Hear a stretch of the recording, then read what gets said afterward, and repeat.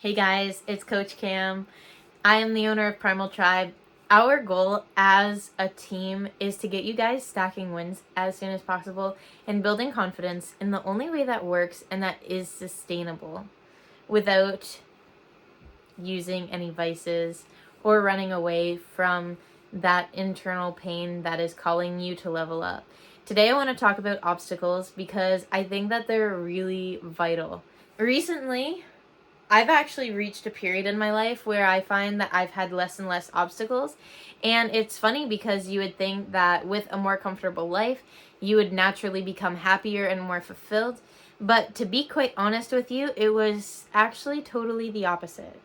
I find that having obstacles is something that keeps me focused and it gives me the drive that I need to keep on going. There's phases of life.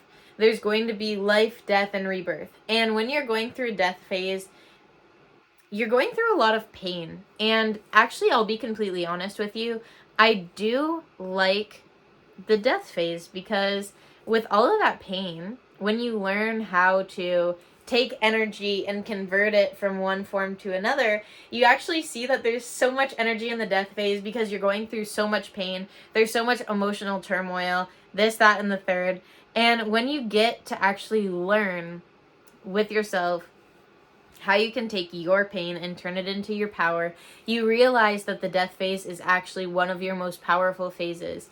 And that with overcoming these obstacles, you actually become more powerful and you gain more momentum. When you keep on stacking the wins and showing up every day when it gets hard, you start to build a ridiculous self-confidence. Lately in my life, I've actually had a lot less challenges. I had a ton of outside adversity. There's two types, okay? First type of adversity is self-inflicted adversity, and then your second type is going to be from like outside coming in. These are things that honestly you don't really have much control over. It's just kind of when things happen in life and it creates an adversity, it creates a challenge for you, and then you have to overcome this adversity. Honestly, I'll be frank with you, like my favorite type of adversity isn't the one that I create on my own because I find that the unavoidable life adversities are so much more fun because they catch you off guard and they're harder to deal with. Like self-inflicted adversity, I know it's like tickling yourself. Like that's no fun. I'd rather have someone else tickle me because the unexpected creates this element of surprise. And when I have life throw crazy adversity my way, I think it's much more fun because I'm like, wow, I never saw that coming. How am I going to deal with this absolute mess in pure chaos when everyone's looking at me to figure it out? Everyone's like screaming and running around and everything's on fire. And I'm like, sweet. Those are my favorite situations to be in because a lot of people don't react the way that I do. A lot of people wouldn't even say that they like it. And I'm sure I'm going to get like some comments here that are like, what? But anyways, that's my favorite because I don't know what's coming. And recently, when I've overcome all of my outside adversities, I actually started to see myself. I mean, there's no stagnancy in the universe, so I would say that I started regressing because I got so much power from this outside adversity, and then I overcame the outside adversity, and I see myself not having as many challenges. I see myself not holding myself to as high of a standard because this pain was so extreme in my life that I literally couldn't even sleep.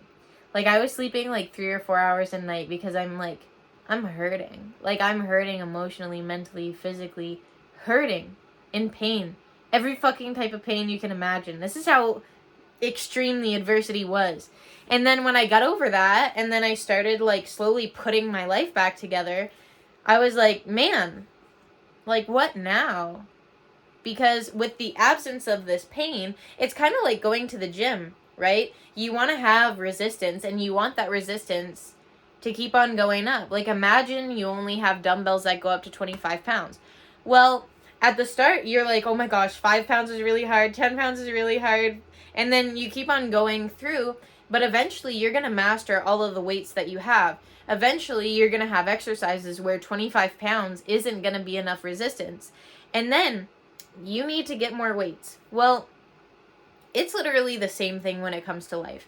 When I saw myself literally start to slow down because I didn't have enough outside adversity, it started to signal to me that I need to start creating more adversity in my own life on my own, even though that's not really what I like, but it's really the only adversity that I have available to me right now. And so it's kind of funny because when you're training your inner beast and killing your inner bitch, you're going to see that you get to a point where you actually need to keep the resistance on this beast.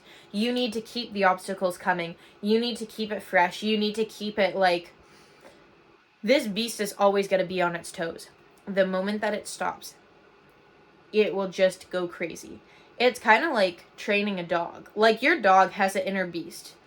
And your dog needs exercise. Like, imagine you have a border collie. They're super high energy dogs, and they just love running and doing a lot of stuff. They're actually bred for herding sheep. And so they have so much energy because naturally, like, what they were raised to do is chase sheep all day long on a farm, make sure that they're staying in a herd, and take care of that. So when you're training your inner beast, you're actually giving it a duty and a job in life, which is success. Success is your inner beast's duty. And so when it doesn't have all of these obstacles, all of this adversity, this, that, and the fucking third to go off of, that's fueling it and giving it its power and making it pick purpose over pleasure, making it silence its emotions, making it be in perpetual action, all of this stuff that adversity makes us do, when that stops, then your beast will start to run rampant in your life. You're going to start to see vices. You're going to start to see distractions coming in. You're going to start to see like all of this fester because there's so much energy in that beast that needs to be directed and needs to have a goal. So for me, what I'm doing to fix that right now is I realized that as soon as I stopped having to fight all of the time, I started to kind of, for lack of a better word, get bored, honestly. And then I started to see that, and I just turned up the fucking heat. I was like, okay, we're going from 1 YouTube video a week to 3. We're going from fucking training just weights to like training and cardio. We're bringing this up. Like, we're just fucking cranking up the heat on every level, every aspect of my life right now, because I see that that's what my inner beast needs to be fulfilled and to be on purpose and to become more happy, like it or not. Like, honestly, in my opinion, when I am achieving goals and when I'm pushing myself to do more than what I can do, is the only time that I feel happiness. Like, honestly, when they say get comfortable with the uncomfortable, I feel like at this point in my life, I have cultivated that, and comfort just fucking is sickening to me. Sickening.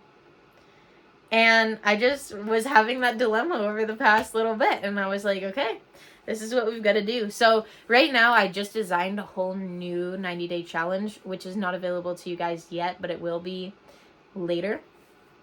And this is what I'm doing. I am 3 weeks in, so I guess I'm a quarter. 3 weeks, 3 weeks, 3 weeks, 3 weeks. Yeah, I'm a quarter of the way. And it's going to get super intense. So I'm really, really excited to see the results of this. I'm super happy to be channeling my inner beast and giving it more purpose, giving it more adversity, and really keeping things spicy in my life. And yeah, I will let you guys know at the end of the 90 days what we're looking at, what the results are, and I'm going to keep you posted.